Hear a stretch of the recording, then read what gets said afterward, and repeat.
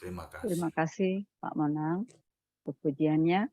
Kita akan mendengarkan firman Tuhan dan akan mendengarkan renungan firman Tuhan yang akan disampaikan oleh Pastor Paul Zhang. Sebelumnya kita akan berdoa dulu untuk firman Tuhan, nanti Ibu Santi Simanjuntak yang akan berdoa. Silakan Bu Santi. Ya, baik, mari kita berdoa. Terima kasih Tuhan Yesus, segala pujian dan Tuhan. Dengan pujian yang menyenangkan hatimu. Dan sekarang kami siapkan hati kami untuk mendengarkan firman Tuhan. Firman yang mengubah hati kami. Firman yang memberkati kami Tuhan. Urapi hamba-Mu, Pastor Paul Zhang, yang akan menyampaikan firman-Mu. Kiranya Engkau memberikan hikmat-Mu dari sorga untuk dapat mengajari kami Tuhan. Terima kasih Tuhan Yesus. Haleluya. Amin. Amin. Terima kasih Bu Santi. Firman Tuhan akan dibacakan oleh Ibu Nerliana dari Yesaya pasal 63 ayat 1-19 dan Wahyu 14 ayat 1-20 akan dibacakan oleh Mbak Naomi. Silakan terlebih dahulu Ibu Nerliana dari Yesaya pasal 63. Baik, terima kasih Bu Cinta. Salam Bu Cinta. Shalom Bu. Bu Paul, Bu Ana.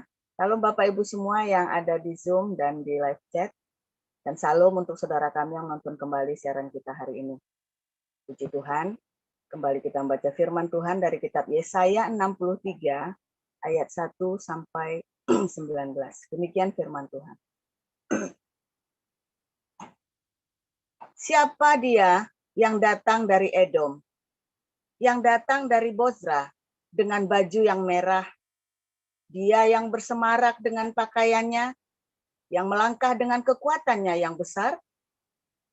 Akulah yang menjanjikan keadilan dan yang berkuasa untuk menyelamatkan. Mengapakah pakaianmu semerah itu dan bajumu seperti baju pengirik buah anggur?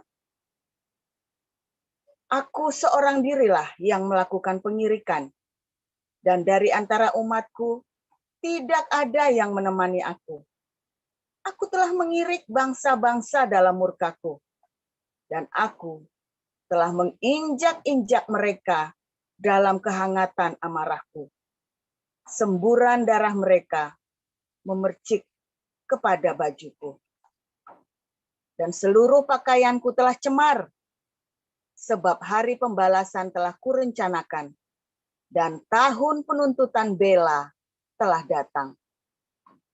Aku melayangkan pandanganku, tidak ada yang menolong. Aku tertegun, tidak ada yang membantu.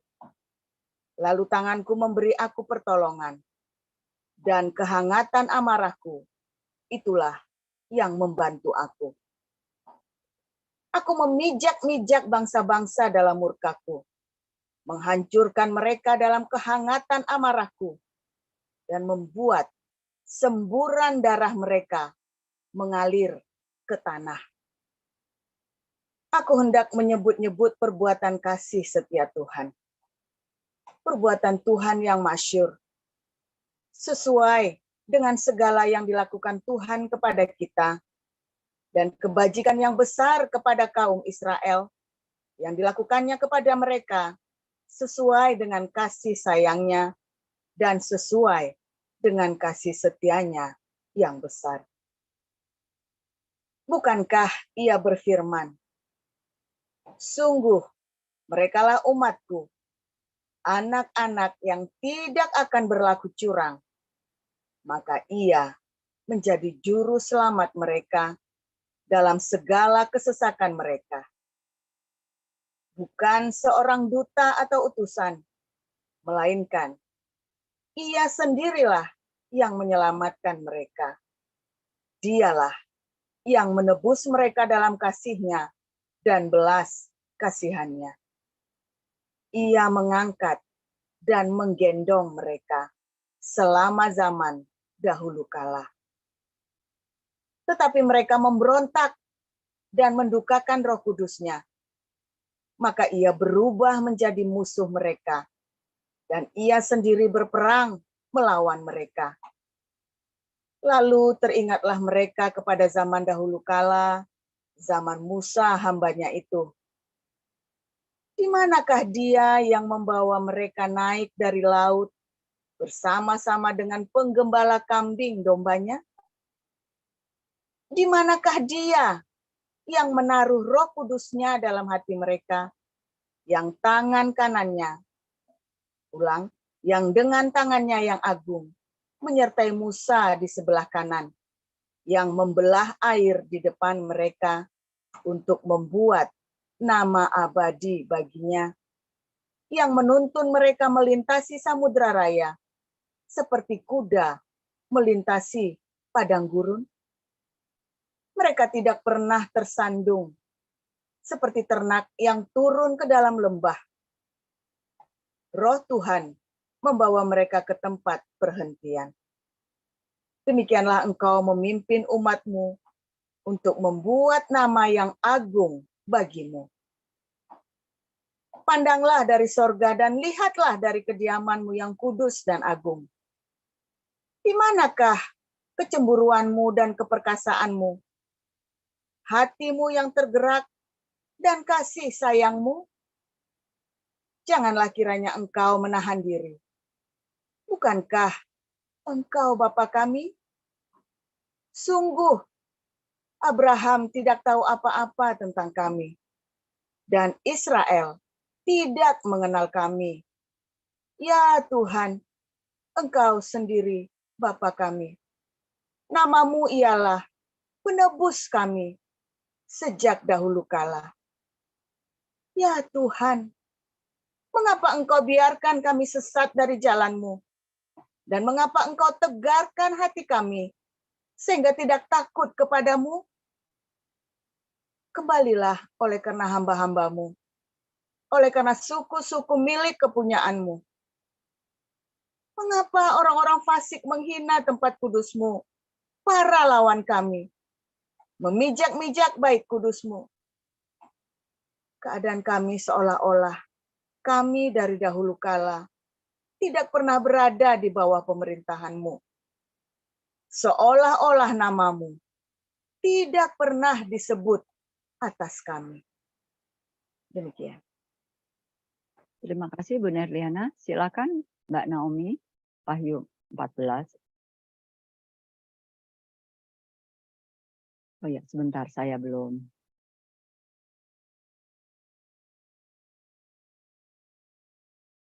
Ya, dibuka mic-nya, Mbak Naomi. Ya, sih. Terima kasih. Ya, terima kasih Bu Cinta. Saya akan membacakan firman Tuhan.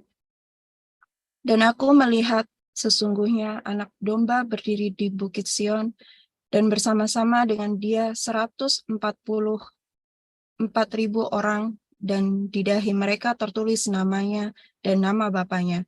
Dan aku mendengar suatu suara dari langit, bagaikan desau air bah, dan bagaikan deru guruh yang dahsyat. Dan suara yang kudengar itu seperti bunyi pemain-pemain kecapi yang memetik kecapinya. Mereka menyanyikan suatu nyanyian baru di hadapan tahta dan di depan keempat makhluk dan tua-tua itu. Dan tidak seorang pun yang dapat mempelajari nyanyian itu selain daripada 144.000 orang yang telah ditebus dari bumi itu. Mereka adalah orang-orang yang tidak mencemarkan dirinya dengan perempuan-perempuan, karena mereka murni sama seperti perawan. Mereka adalah orang-orang yang mengikuti anak domba itu kemana saja ia pergi. Mereka ditebus dari antara manusia sebagai korban-korban sulung bagi Allah dan bagi anak domba itu. Dan di dalam mulut mereka tidak terdapat dusta, mereka tidak bercela. Dan aku melihat seorang malaikat lain terbang di tengah-tengah langit, dan padanya ada Injil yang kekal untuk diberitakannya kepada mereka yang diam di atas bumi, dan kepada semua bangsa, dan suku, bahasa, dan kaum. Dan ia berseru dengan suara nyaring, "Takutlah akan Allah, dan muliakanlah Dia, karena telah tiba saat penghakimannya, dan sembahlah Dia yang telah menjadikan langit dan bumi dan laut dan semua mata air. Dan seorang malaikat lain, malaikat kedua, menyusul Dia dan berkata, sudah rubuh Babel, kota besar itu yang telah memabukkan segala bangsa dengan anggur hawa nafsu cabulnya. Dan seorang malaikat lain, malaikat ketiga, menyusul mereka dan berkata dengan suara nyaring, jikalau seorang menyembah binatang dan patungnya itu dan menerima tanda pada dahinya atau pada tangannya, maka ia akan minum dari anggur murka Allah yang disediakan tanpa campuran dalam cawan murkanya, dan ia akan disiksa dengan api dan belerang di depan mata malaikat-malaikat kudus dan di depan mata Anak Domba. Maka asap api yang menyiksa mereka itu naik ke atas sampai selama-lamanya, dan siang malam mereka tidak henti-hentinya disiksa, yaitu mereka yang menyembah binatang serta patungnya itu. Dan barang siapa yang telah menerima tanda namanya, yang penting di sini ialah ketekunan orang-orang kudus yang menuruti perintah Allah dan iman kepada Yesus. Dan aku mendengar suara dari sorga berkata, tuliskanlah, berbahagialah orang-orang mati yang mati dalam Tuhan sejak sekarang ini. Sungguh, kata Roh, supaya mereka boleh beristirahat dari jerih lelah mereka, karena segala perbuatan mereka menyertai mereka. Dan aku melihat, sesungguhnya ada suatu awan putih, dan di atas awan itu duduk seorang seperti anak manusia dengan sebuah mahkota emas di atas kepalanya, dan sebilah sabit tajam di tangannya. Maka keluarlah seorang malaikat lain dari bait suci, dan ia berseru dengan suara nyaring kepada Dia yang duduk di atas awan itu, ayunkanlah sabitmu itu dan tuailah, karena sudah tiba saatnya untuk menuai, sebab tuaian di bumi sudah masak. Dan ia yang duduk di atas awan itu mengayunkan sabitnya ke atas bumi, dan bumi pun dituailah. Dan seorang malaikat lain keluar dari bait suci yang di sorga, juga pada saatnya pada sebilah sabit tajam, dan seorang malaikat lain datang dari mezbah. Ia berkuasa atas api, dan ia berseru dengan suara nyaring kepada malaikat yang memegang sabit tajam itu. Katanya, ayunkanlah sabitmu yang tajam itu, dan potonglah buah-buah pohon anggur di bumi, karena buahnya sudah masak. Lalu malaikat itu mengayunkan sabitnya ke atas bumi, dan memotong buah pohon anggur di bumi, dan melemparkannya ke dalam kilangan besar, yaitu murka Allah. Dan buah-buah anggur itu dikilangkan di luar kota, dan dari kilangan itu mengalir darah, tingginya sampai ke kekang kuda, dan jauhnya 200 mil. Amin. Terima kasih, Mbak Naomi. Renungan firman Tuhan hari ini akan disampaikan oleh Pastor Paul yang berjudul Panen Berdarah. Silakan, Pastor. Ya, haleluya, luar biasa firman Tuhan, selalu baru setiap hari, saudara ya, untuk agar kita selalu hidup di dalam kasih-Nya, di dalam penantiannya akan kedatangan Tuhan Yesus, saudara ya.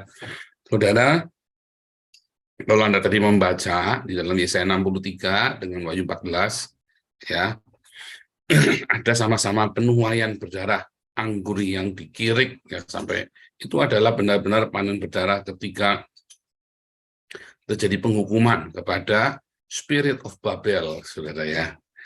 Spirit of Babel, orang-orang yang tidak percaya Yesus, bahkan dia anti Kristus, saudara. Saudara, Edom dalam Yesaya 63 ya, hukuman atas Edom itu ya. Edom itu Esau. Kalau Anda ikut kelas evangelis diajari ya di dalam Targum bahwa Esau itu disejajarkan dengan Nimrod, Raja Babel. Atau Esau itu sama dengan Babel, saudara ya.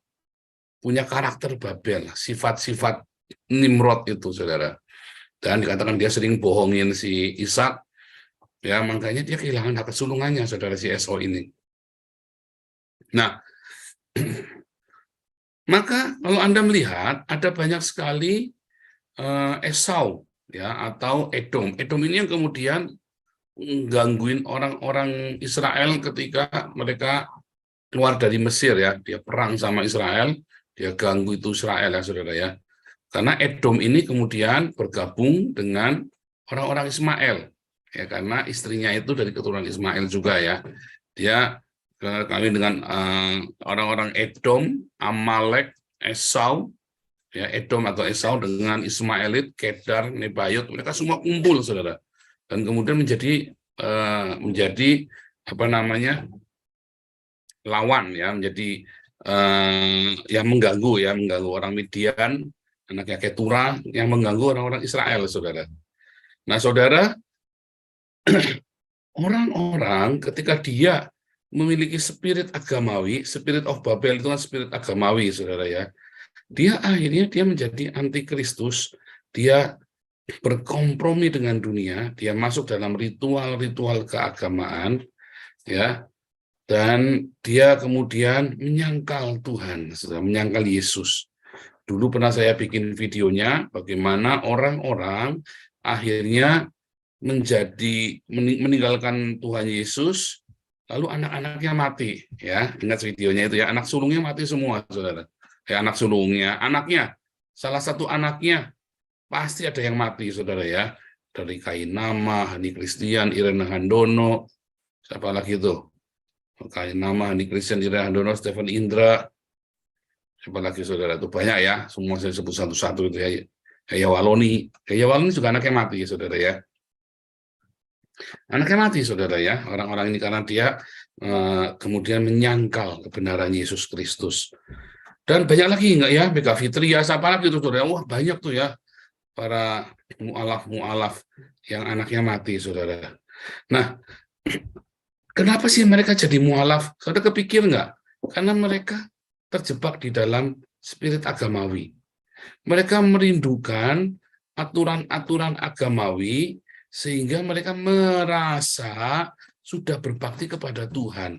Bahkan kemudian setelah mereka menjadi mu'alaf, mereka kemudian mempraktekkan kemu'alafannya itu, ya, dengan apa, saudara, mempersekusi orang-orang yang sedang percaya kepada Yesus, atau kemudian dia menyangkal ketuhanan Yesus, menipu orang-orang lain. Ya, saya juga dulu Kristen, ya, banyak yang janggal di Alkitab Kristen. Nah, itu seperti itu. Nah, asal usulnya orang-orang ini adalah orang-orang satu, ya, kalau dalam tesis saya itu, ya, satu karena mengalami kebingungan teologis, saudara. Ya, karena mereka mengalami kebingungan teologis, maka mereka bingung, ya, secara teologis. Maka mereka kemudian mulai, saudara, cari-cari masalah, ya. Kedua, mereka kepahitan sama gereja. Sudah mereka lagi bingung, tiba-tiba mereka bermasalah dengan gereja, ya sudah, alasannya ditambah, saudara.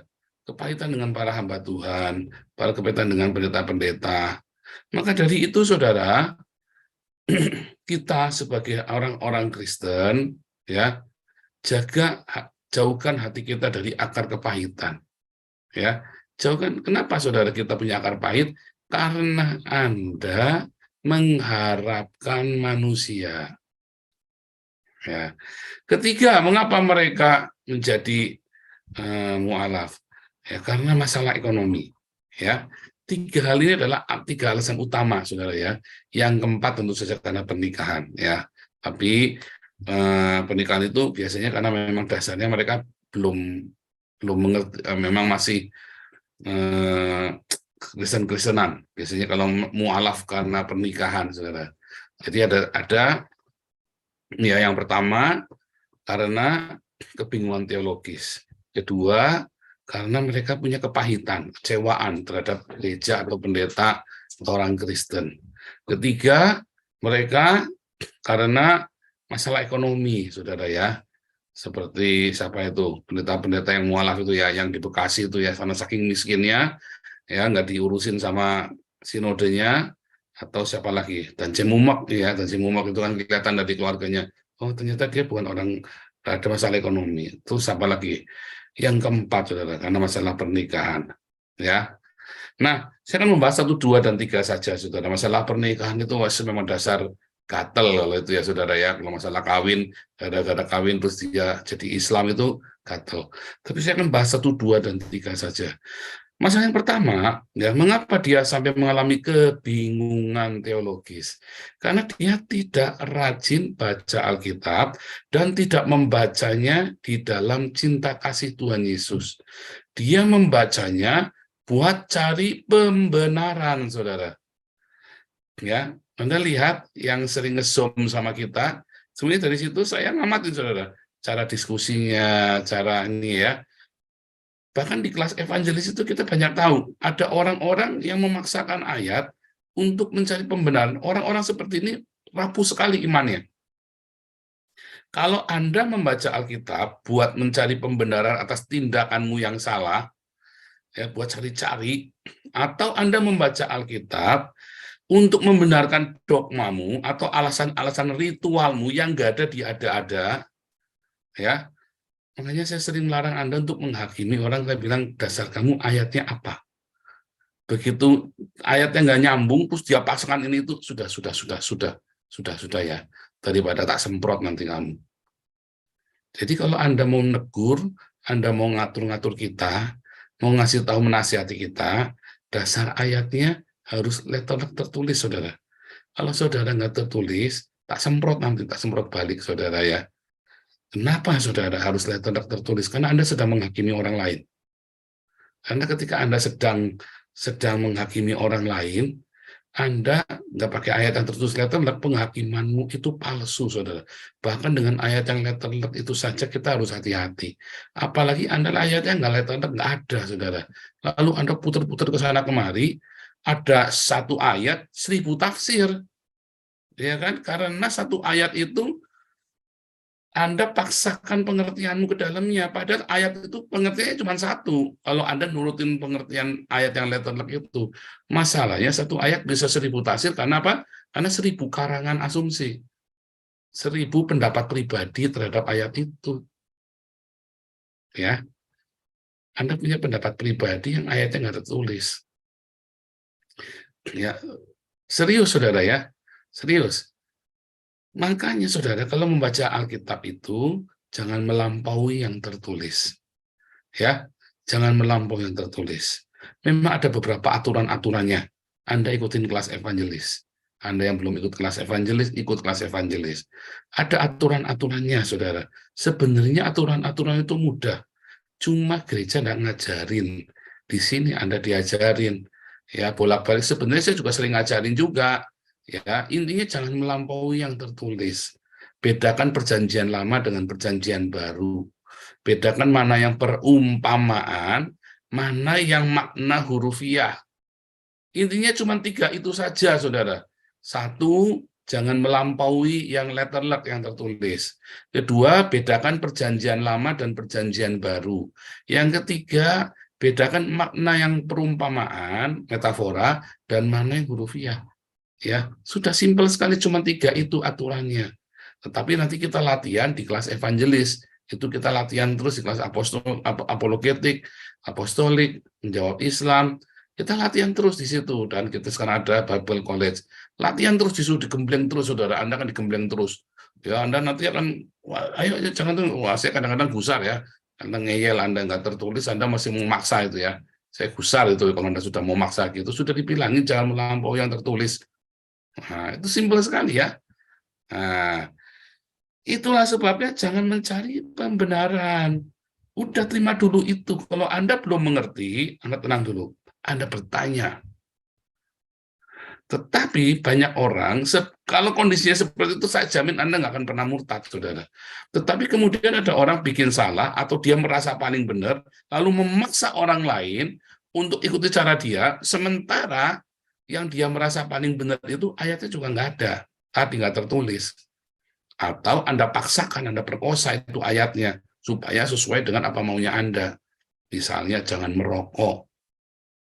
Ya, dilarang merokok, terus Anda berantem gara-gara ada orang kita yang merokok, misalnya ya. Oh, kalau saya tetap ya, kalau Anda merokok di kamera, tetap saya suruh matikan. Bukan karena perintah Tuhan Yesus, bukan. Bukan karena saya tidak suka Anda merokok, bukan. Karena sudah menjadi kesepakatan di dalam media Indonesia, Anda tidak boleh merokok di depan publik. Ketika Anda di publik, baik itu YouTube maupun media itu, yang nggak pantas, nggak sopan. Hanya karena itu saja, saudara. Ya, tetapi bukan karena Anda dosa, nggak dosa, saya tidak ada urusan. Kalau Anda memaksa kita untuk tidak makan babi, kita ya, misalnya itu ya, atau mengikuti gaya-gaya orang Yahudi, ya, nah itu biasanya langsung saya cut, saudara ya. Atau Anda bernubuat, yang nubuat yang aneh-aneh gitu ya, yang belum diuji dulu. Atau Anda berbahasa roh. Saya tidak anti bahasa roh, saya pun berbahasa roh. Tetapi saya tidak memperbolehkan Anda berbahasa roh di publik, ya. Nah, mengapa? Karena sudah ada aturannya berbahasa roh itu. Semua ada aturannya, saudara ya. Nah, itu seperti itu, saudara ya. Makanya kita punya aturan dan itu diajarkan sesuai dengan apa yang firman Tuhan. Inilah komunitas kita. Ya, itu aturannya jelas, saudara kita ya. Makanya saudara kalau mau gabung di komunitas ini, saudara perlu tahu diri. Jangan ngatur-ngatur kita. Anda yang bergabung, jangan Anda yang ngatur kita. Anda menyesuaikan diri. Kecuali Anda ngasih usulan, ada firmannya begini, Pak. Kita akan pertimbangkan. Tapi Anda jangan ngatur-ngatur kita. Ya. Dan juga jangan mendikte. Ya. Jangan mendikte, saudara ya. Bukan berarti saya bosnya, saya rajanya di sini, kerajaannya saya, bukan. Saya ini sedang ngajarin orang-orang komunitas ini untuk kembali ke firman Tuhan. Lalu Anda berusaha mendikte sesuai dengan pikiran Anda yang ngawur. Akhirnya ya itu tadi jadi kacau komunitas kita, cuma lihat gereja itu pada ribut sendiri. Gara-gara apa, saudara? Gara-gara ayat yang nggak tertulis dipaksain ke dalamnya. Berpuluhan, pemberkatannya di altar gereja apa di ini. Ya kalau sudah hamil nggak boleh berkatan di altar. Gundulmu peyang, ayatnya di mana? Anda sedang menghina orang, bukan aibnya orang, itu namanya pendeta itu. Jangan dibedain, oh yang boleh di altar, nggak boleh di altar. Ayatnya nggak ada aturan pemberkatan pernikahan begitu. Ya, itu satu. Nah, yang kedua, saudara ya, tadi karena dia kecewa. Mengapa dia kecewa, saudara? Karena dia ngarep pendetamu. Ya, dia ngarep pendeta itu harus manusia super, manusia baik begini. Terus dia mengharapkan sesuatu dari pendeta ini. Ya Anda yang ke sini terus ngarep saya, Anda tak jamin bakal kecewa. Ya, oh saya bekas penjahat, saudara. Ya, saya bekas penjahat dan saya tidak peduli perasaan orang. Karena saya dalam kondisi tempur, saudara. Ya, saya dalam kondisi siap tempur. Anda jangan kecewa. Kalau suatu ketika saya tiba jebreng sama Anda itu, Anda jangan kecewa. Apalagi kemudian Anda kecewanya sama Kristen gara-gara saya. Bodoh Anda. Saya ini lagi siap tempur ya, saudara ya. Makanya bukan saya jadi segala, bukan. Saya seorang gembala, tetapi saya sedang siap tempur. Jadi saya nggak ada waktu buat bermelankolik ria, saudara. Ya buat, aduh, aku sakit ininya, bu ya terus elus, wah, aku sakit ininya terus elus. Saya nggak ada waktu buat begitu, saudara. Kita nggak ada waktu. Komunitas kita nggak ada waktu yang buat begituan. Aduh, saya jempol kakinya cantengan, wah, Bu Cinta tolong datengin, kirim betadin. Kita nggak ada waktu buat begitu. Ini aku jempol kakinya cantengan ini. Kita telepon, beli betadin. Udah cuma gitu doang. Sadus amat buat nengokin, nggak ada waktu. Ya, Anda jangan berharap yang sampai bermanja-manja begitu. Wah, saudara, jangan ya, saudara ya. Kita ada tim besuk Pak Apeng ya. Pak Apeng, Bu Vivin, ya Pak Santi Amar, tim penilik namanya, penilik jemaat. Orang yang suka datang jemaat untuk nengokin. Tim besuk kita beda dengan tim besuk di gereja Anda yang ya doa ya, tenging roh ini roh itu, tenging kasih minyak urapan digerujukin kepalanya pakai minyak sinyong-nyong. Tim kita nggak begitu, saudara ya. Datang Pak Santi Amar, Bu Vivin, Pak Apeng, lihat kondisi Anda, apa yang perlu dibantu. Bu Lianti juga ikut datang, kadang-kadang Pak Simisun, lihat Anda perlu dibantu apa. Udah, terus pulang, nggak pakai basa-basi. Anda yang mengharap-harap untuk keuntunganmu pribadi pasti kecewa. Anda yang sudah nyumbang banyak, lalu Anda masih mau ngatur kita, ya jangan nyumbang banyak, kadang-kadang nyumbangnya cuma dikit aja, ngatur-ngaturnya kita aja udah kayak Anda nyumbangnya 5 miliar, saudara ya. Saya nggak meremehkan sumbangan Anda, sorry ya. Tetapi ada orang yang suka nyumbang, lalu gara-gara dia nyumbang, dia mau ngatur-ngatur. Jangan, saudara. Itu namanya kamu ngasih tangan kanan, tangan kirimu intip. Jangan ya, saudara. Percayakan kepada para pengurus. Ya, yang sudah ada. Para pengurus ini sudah ada mengelola kita sampai belasan miliar yang dikelola di sini, saudara. Sampai belasan miliar. Anda harus percaya. Tetapi kalau Anda juga yang sudah nyumbang, jangan kecewa, ya, karena kita sudah ada aturan mainnya. Jadi jangan mudah kecewa, saudara ya. Dan juga Anda yang miskin, mengharapkan uang, atau Anda yang curang, seneng ngambilin uang, sudah banyak yang kecewa juga ya, dia bergabung sama orang Islam, ngutukin kita ya, saudara ya.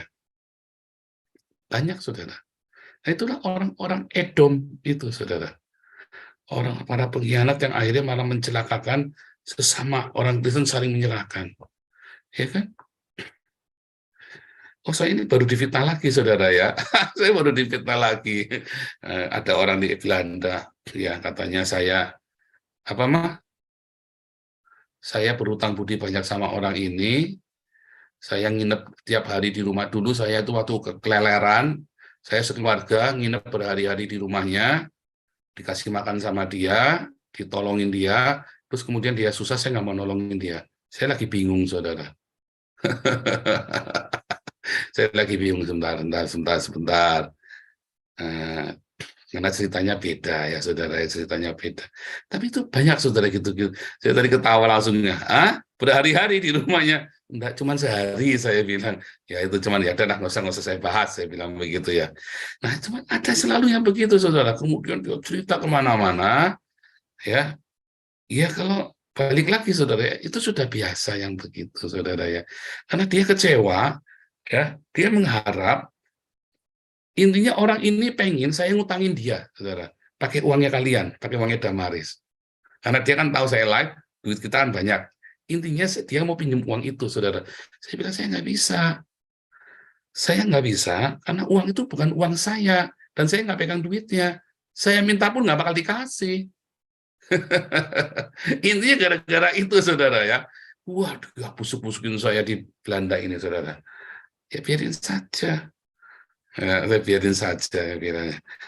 Dan saya pun nginep di rumah dia karena permintaannya dia nginep. Dia baru pindahan, saya diajak nginep di rumahnya dia.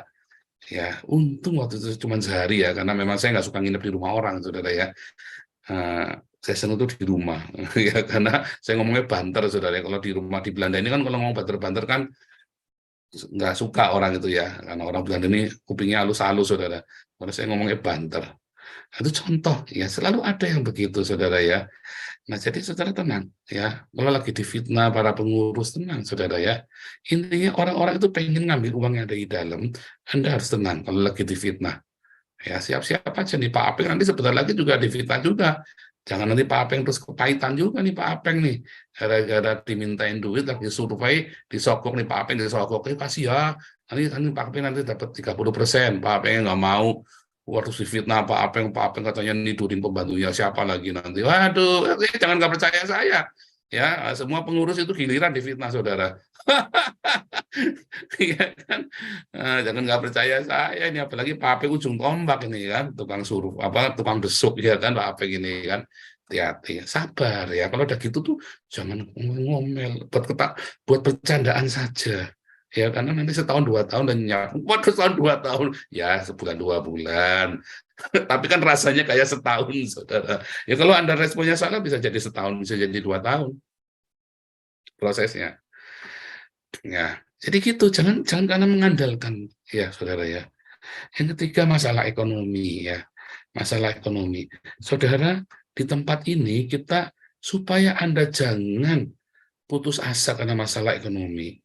Ya, lihat apa masalah ekonomi, makanya kita memberikan bantuan. Ya, Yayasan Bunpak ini memberikan bantuan sembako. ya BPJS, kalau Anda nggak bisa bayar dan tidak tahu bagaimana, atau Anda pernah nunggak apa segala macam, Anda lagi miskin sekali, Anda butuh, telepon saudara ke Yayasan Embun Pagi, boleh kita bantu. Tapi kalau Anda tidak butuh bantuan, sebenarnya Anda mampu, jangan pernah minta tolong. Karena uang yang kita berikan kepada ini adalah uang darah, saudara. Artinya, sebetulnya ada orang lain yang membutuhkan, yang dia sudah kembang kempis, ya harusnya kita tolong, tapi uang ini didodosi sama Anda. Jangan samakan, ya, jangan samakan uang ini kayak uang dari bank, yang boleh Anda untuk cepat-cepatan siapa untung dia dapat, saudara. Cepat-cepat dia dapat. Oh, enggak, saudara. Uang ini uang Tuhan, uang darah, saudara.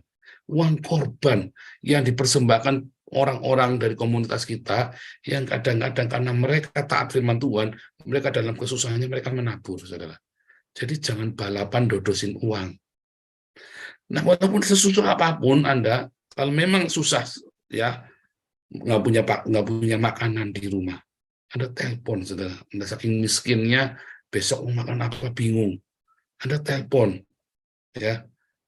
Selama Anda ikut dalam komunitas kita. Selama Anda ikut komunitas kita, tidak mungkin Anda kekurangan di komunitas kita, saudara. Nah, itu tujuannya, supaya jangan orang saking miskinnya, atau Anda, nah, hamba Tuhan boleh, pendeta-pendeta bergabung dengan kita, yang di desa-desa, kalau Anda kenal, boleh diajak aja, saudara, gabung dengan komunitas kita. Ya, boleh. Kalau kita ada beberapa pendeta yang ditanggung oleh Damar Kasih, saudara, ya. Kita membantu, kita nggak tutup mata. Orang yuk bantu dulu tuh perintah, kita bantu, saudara, ya. Hamba-hamba Tuhan yang ada di pelosok-pelosok kita bantu, kita nggak main-main, saudara, ya. Jadi itu penting, ya, 3 hal itu. Kita ada dalam komunitas ini, jangan sampai murtad gara-gara ketiga hal ini. Konyol, saudara, ya. Satu, karena bingung teologis, karena baca ngawur-ngawur, baca Alkitabnya. Kedua, jangan sampai Anda kecewa karena Anda terkutuklah orang yang mengandalkan manusia. Terkutuk, makanya Anda jadi mu'alaf itu kan, karena Anda mengandalkan manusia, jadi terkutuklah. Ya kan? Anda ketiga, dan kutuk, anaknya mati semua kan, gitu kan. Ketiga, karena kemiskinan. Karena ya, Amsal siapa itu yang berdoa, Tuhan jangan kasih Agur bin Yake, ya. Agur bin Yake. Saya jadi lupa, ya, siapa, saudara, yang berdoa, jangan kasih aku miskin, saudara, sehingga aku mengutuki Tuhan, dan jangan aku sampai kaya berlimpah-limpah sehingga aku melupakanmu, Tuhan. Ya, Anda harus belajar mencukupkan diri dengan apa yang ada. Nah, kalau sampai Anda begitu miskinnya, jangan khawatir. Kita mau melakukan firman Tuhan, jangan takut kamu tidak makan. Ya, segera hubungi Yayasan Agios, ya, Embun Pagi ini. Segera hubungi Embun Pagi. Kalau sampai Anda nggak punya sembako di rumah, Anda bingung mau makan apa. Sementara Anda baru kolaps, atau Anda baru dalam keadaan, Anda cerita apa adanya. Nanti tim survei cepat datang. Ya, saudara, ya. Ketika kali ini saudara renungkan, supaya Anda jangan jadi mu'alaf gara-gara masalah 3 ini, saudara. Konyol, ya. Sebab akhirnya nanti, saudara, ketika Tuhan di hari pengakibat jadi panen darah, kamu salah satu yang dipanen darah, saudara. Makanya saya sebagai gembala, saya berkata, enggak, kita harus siapkan, ya kan? Kita harus saling membantu. Konyol, ya, murtad gara-gara 3 hal ini, ya, saudara, ya. Jangan, kita siapkan. Karena nanti kalau ada panen darah, waduh, saudara. Dan kitanya juga kadang, aduh, kasihan sekali, ya. Harusnya bisa kita tolong dulu, ya. Makanya kemarin kita tolong Agustan, ya. Karena dulu Agustan dikecewakan oleh gereja, ditelantarkan. Gitu, saudara, ya. Kita berusaha sebisa yang kita bisa. Tapi saudara jangan paksa kita untuk melakukannya, kita nggak bisa, saudara. Kita lakukan apa yang terbaik yang bisa kita lakukan. Ya, Tuhan Yesus memberkati. Terima kasih, Pastor